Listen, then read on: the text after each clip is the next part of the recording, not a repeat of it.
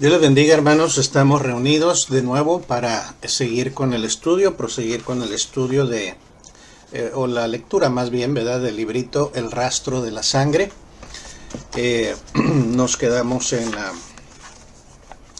la primera mitad de la primera disertación.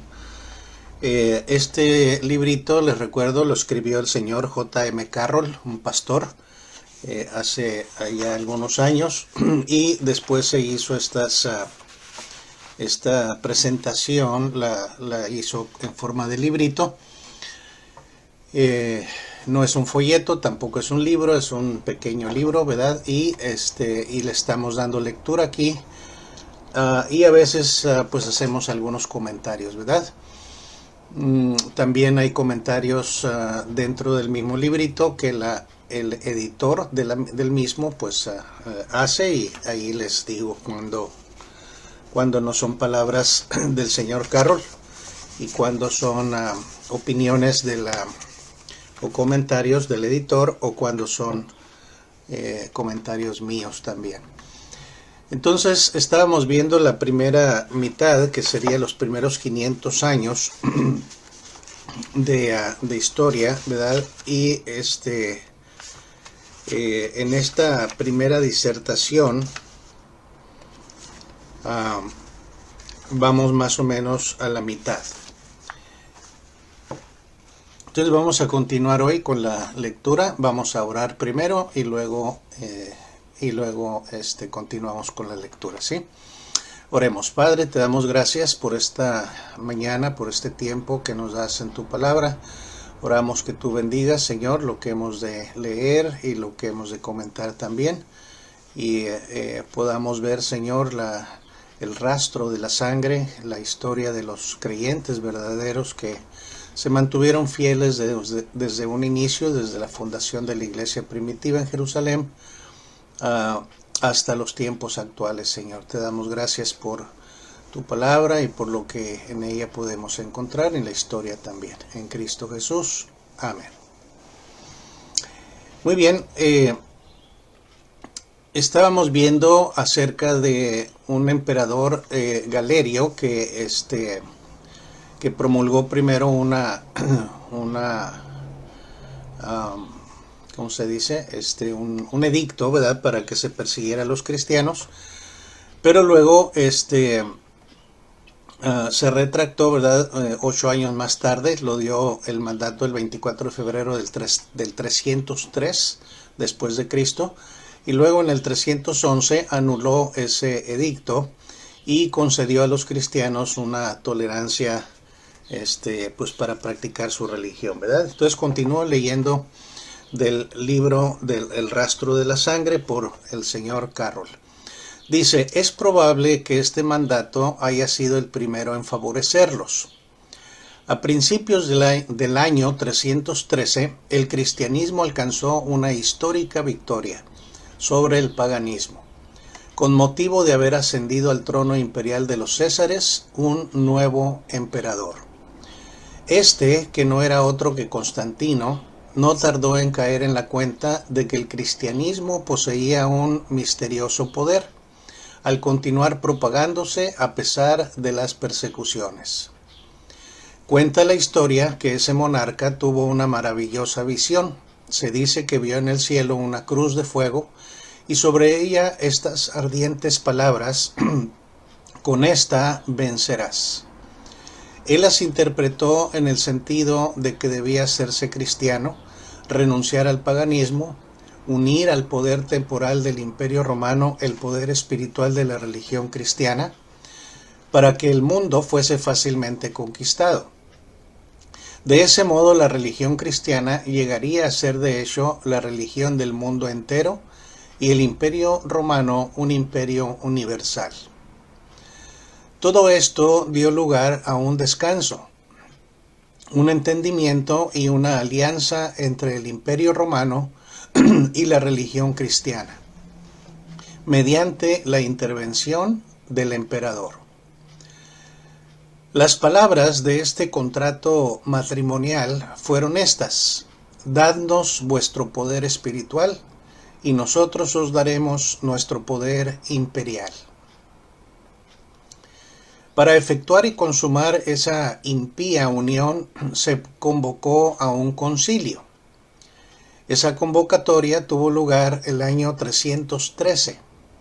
En ella se invitaba a las iglesias cristianas o a sus representantes a esa asamblea. Muchas fueron las que acudieron al llamado, pero no todas. El resultado,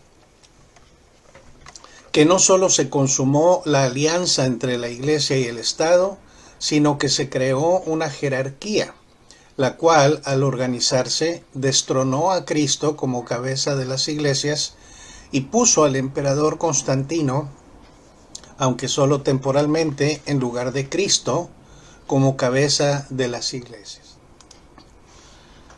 La jerarquía fue el principio exacto de un proceso que trajo como resultado final lo que ahora se conoce como la Iglesia Católica o Universal.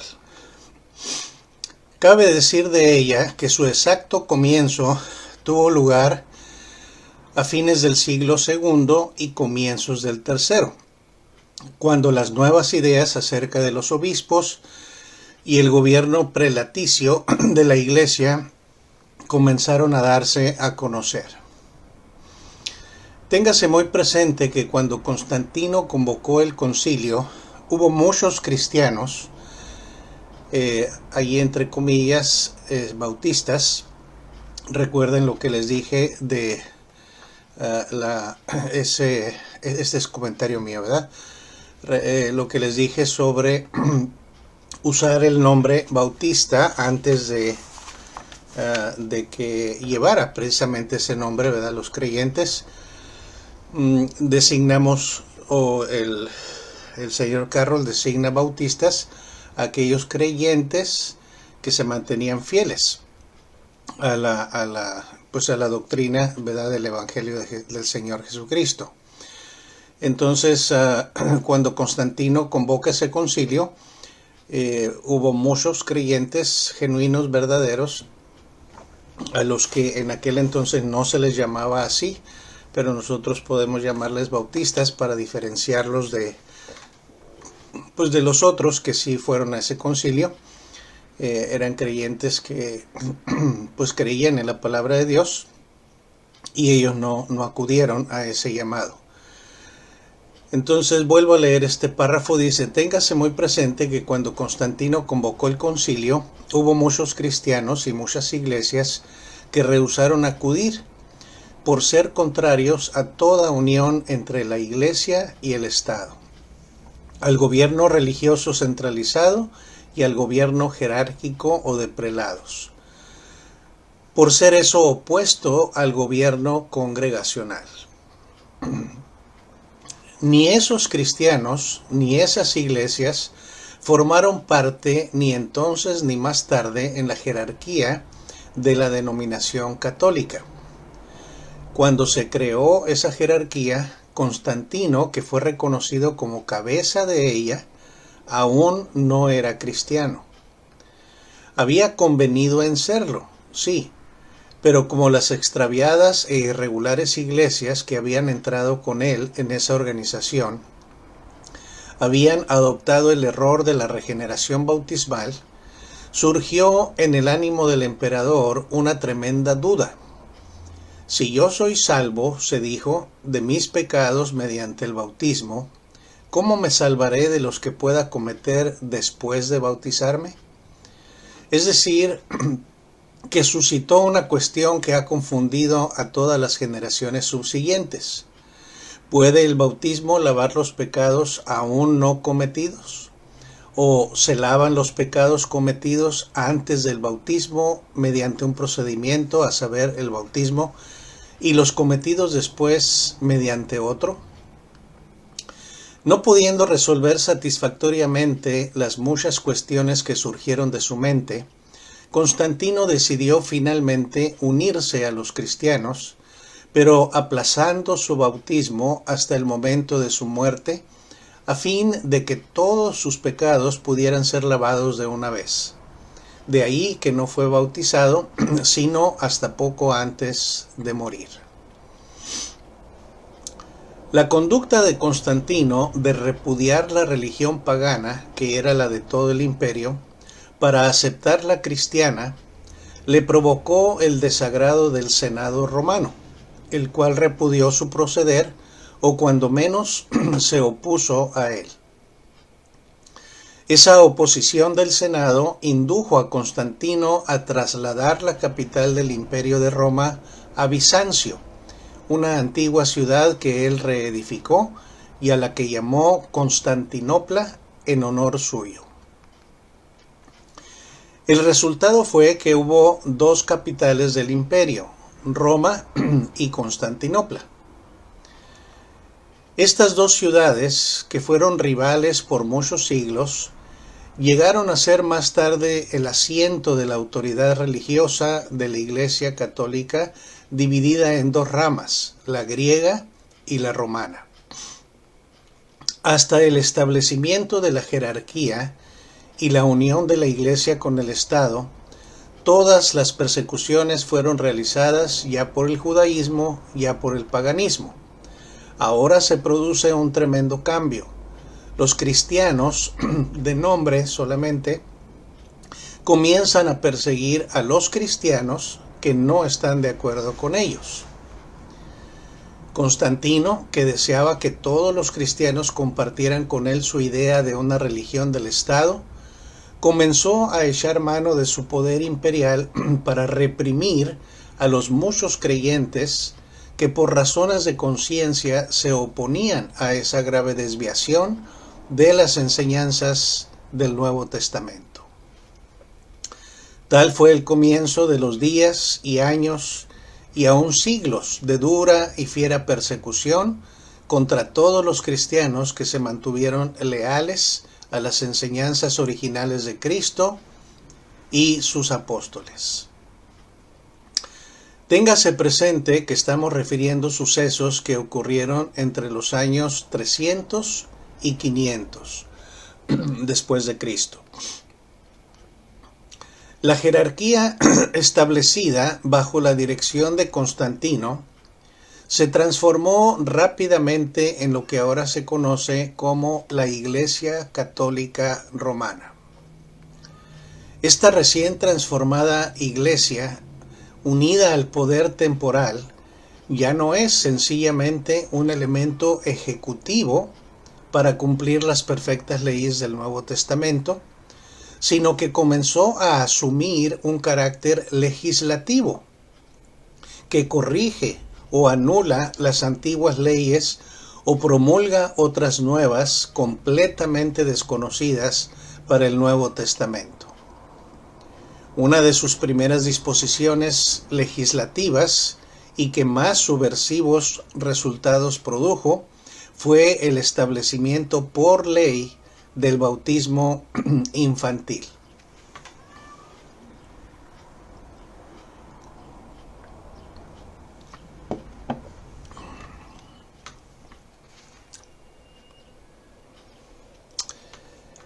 En virtud de esta nueva ley, el bautismo infantil se hizo obligatorio y esto ocurrió en el año 416 después de Cristo. Un siglo antes de esto no era frecuente el bautismo de niños, pero no bien esta nueva ley fue hecha efectiva, fueron abrogadas dos leyes vitales del Nuevo Testamento, a saber, el bautismo de creyentes y la obediencia voluntaria del candidato al mismo.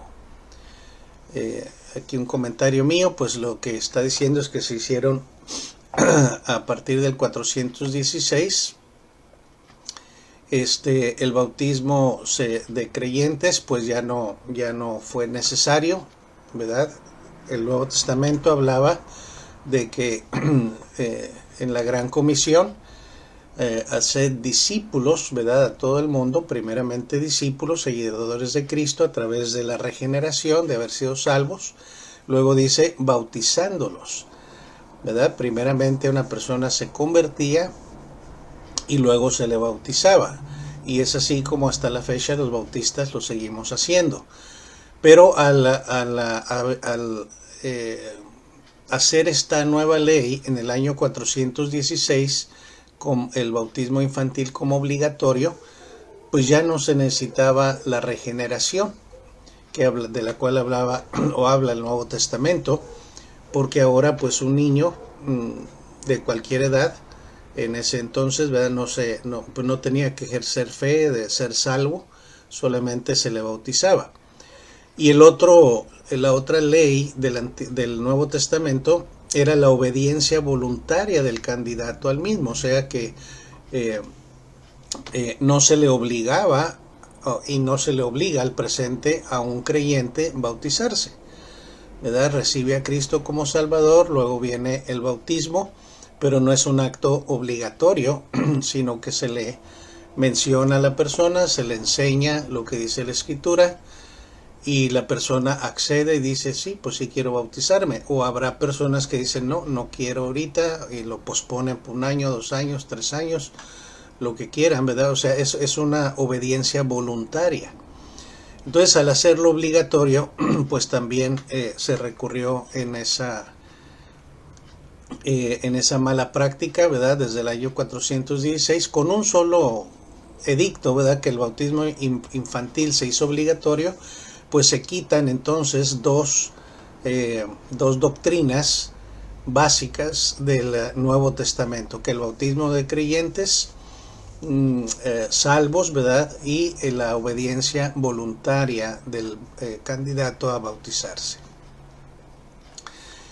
Bien, continúo leyendo de este librito, El rastro de la sangre. Dice, como consecuencia inevitable de esta nueva doctrina y esta nueva ley, estas extraviadas iglesias prontamente se llenaron de miembros inconversos. Obviamente, ¿verdad? Comentario mío, porque pues entraban sin una regeneración, sin haber nacido de nuevo, solamente porque habían sido bautizados. Entonces ya, ¿verdad? Ya eran miembros de una iglesia entre comillas cristiana. Continúo leyendo, dice, el resultado fue que no pasaron muchos años antes de que la mayoría de sus miembros fuesen inconversos. Este estado de cosas hizo que los grandes intereses del gran reino espiritual de Dios estuviesen en manos de elementos no regenerados. ¿Qué podía esperarse de esta situación? Desde luego, los creyentes y las iglesias leales rechazaron esta nueva ley, pues para ellos la única ley válida era la del bautismo de creyentes, por ser el único bautismo neotestamentario. Y así no solo rehusaron bautizar a sus hijos, sino que, creyendo como creían en el bautismo de creyentes, rehusaron el bautismo administrado por las iglesias de esa organización antibíblica. De manera que si uno de los miembros de esas iglesias extraviadas deseaba unirse a alguna de las que habían rehusado plegarse a la nueva organización, se le exigía que diese pruebas de genuina conversión y se rebautizase. Aquí un comentario mío, el pastor Carroll en su libro El rastro de la sangre, pues dice esta frase, ¿no? Que diese pruebas de genuina conversión y se rebautizase. Sé que por razón de lo que está explicando, ¿verdad? Usa esa palabra rebautizarse. Sin embargo, no es lo que nosotros enseñamos en las iglesias bautistas hoy en día. Cuando una persona, especialmente aquí en México, ¿verdad?, ha sido de bebé bautizado en la iglesia católica por sus ritos, ¿verdad?, que ellos tienen, Y después esa persona ya ya grande, 18, 20, 30 años, cuando sea, ¿verdad?, recibe a Cristo como Salvador, o sea, hay una conversión genuina en la persona, y después de que se convierte, entonces le hablamos de bautizarse. Y muchos ponen el argumento de que pues ya se bautizaron, ¿verdad?, una vez. Le están llamando a ese bautismo que tuvieron en la Iglesia Católica como pues un bautismo, y que ahora que han recibido a Cristo se van a volver a bautizar, ¿verdad? Y nosotros les decimos no es así. Todo bautismo que una persona haya recibido en cualquier denominación bautista, o sea, denominación no cristiana, y aún cristiana, pero que la persona no haya recibido a Cristo, no es válido, ninguno, ¿verdad? Ni de bebé, ni de más grande. Vamos a suponer que más grande se unió a la iglesia mormona y lo bautizaron, o no había recibido a Cristo y se unió a alguna iglesia, se metió solamente. En algunas iglesias pues no les hablan de recibir a Cristo, solamente la persona empieza a asistir, y ya lo empiezan a llamar hermano aquí, hermano allá, y la persona pues ya cree que es hermano también. Y luego viene un periodo de bautismo. Si le dicen que se quiere bautizar, la persona dice sí, se bautiza, pero nunca ha recibido a Cristo. Y posterior a eso, ¿verdad?, escucha el evangelio verdadero, le explican y entonces recibe a Cristo. Bueno, todo ese tipo de bautismos que haya recibido la persona antes de su regeneración, antes de aceptar a Cristo como Salvador, no es válido, no es genuino y no es bíblico.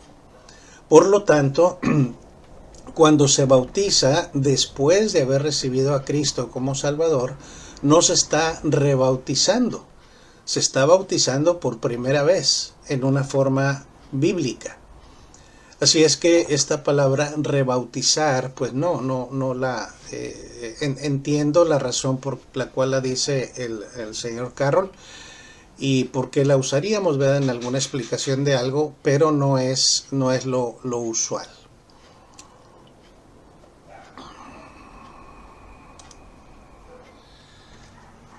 Continúo leyendo el rastro de la sangre.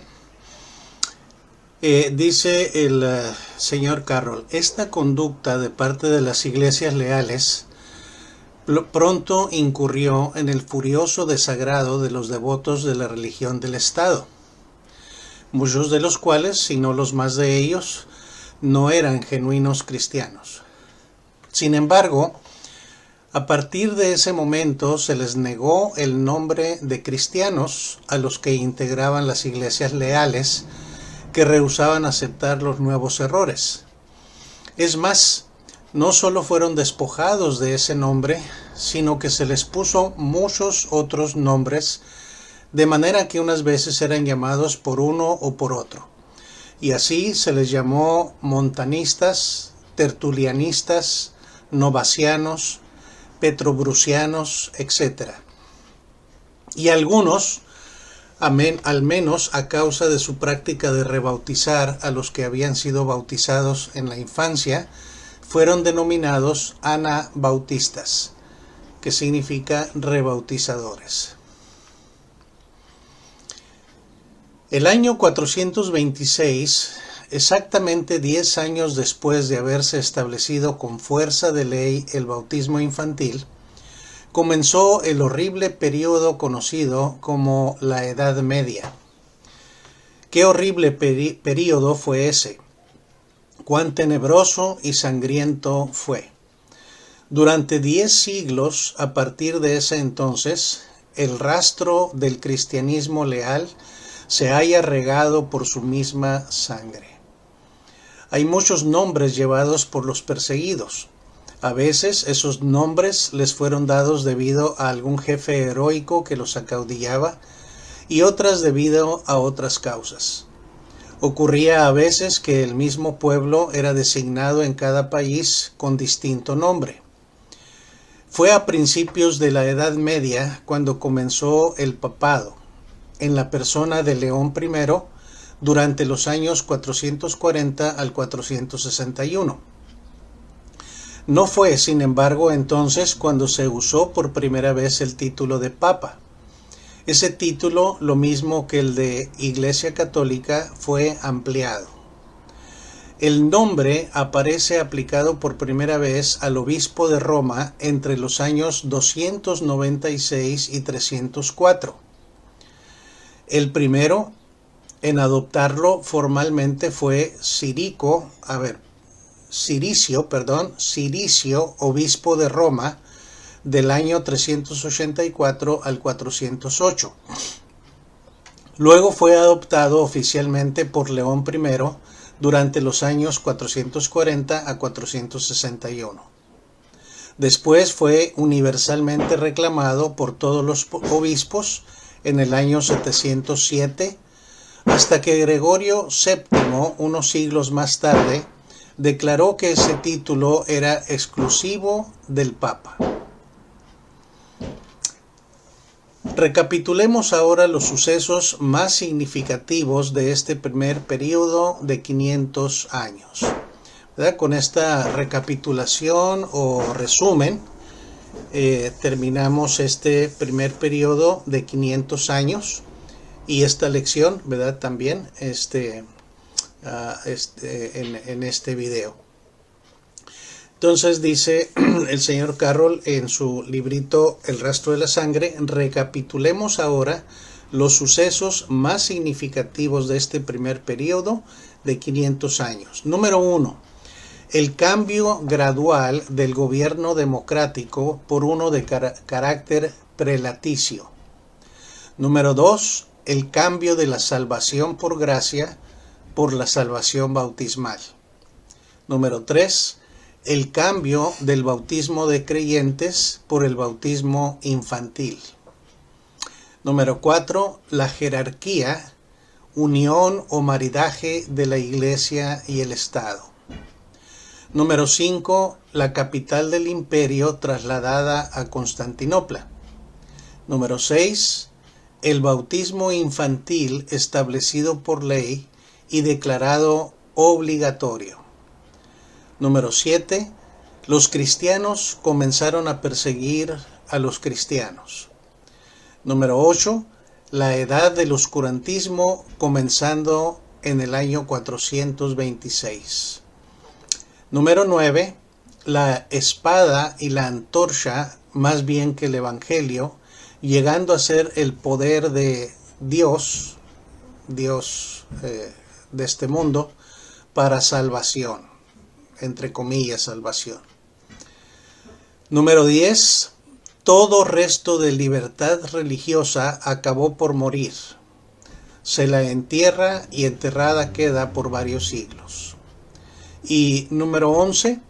Las iglesias leales al Nuevo Testamento, conocidas por muchos nombres, perseguidas sin tregua ni descanso por el poder temporal de la nueva Iglesia Católica, creyentes dispersados por todo el mundo buscando refugio poco seguro en los lugares más ocultos de los bosques, las montañas, los valles, los escondrijos y cavernas de la tierra. Entonces así termina esa primera disertación que abarca los primeros 500 años, y a partir de la segunda disertación, de ahí vamos a partir el tiempo del oscurantismo, ¿verdad? 500 años en adelante. Bien, hermanos, ojalá les sirva esta lectura de este librito, ¿verdad? Lo pueden conseguir a través de internet. Ya no lo editan, salvo quizá lo pueda encontrar por internet en algún lugar, que es probable. Yo he estado tratando de buscarlo, de encontrarlo en español. No lo he logrado hasta ahorita. No he buscado exhaustivamente, pero no lo he conseguido. Tengo una versión, ¿verdad?, mía aquí en físico, y también tengo una versión en electrónica también de El rastro de la sangre, un libro muy importante que habla de los verdaderos creyentes, ¿verdad? Hasta la fecha, desde el tiempo de Jerusalén hasta la fecha. Bien, hermanos, eso por hoy va a ser todo. Dios me los bendiga, que estemos bien y nos vemos en el próximo estudio. Bye.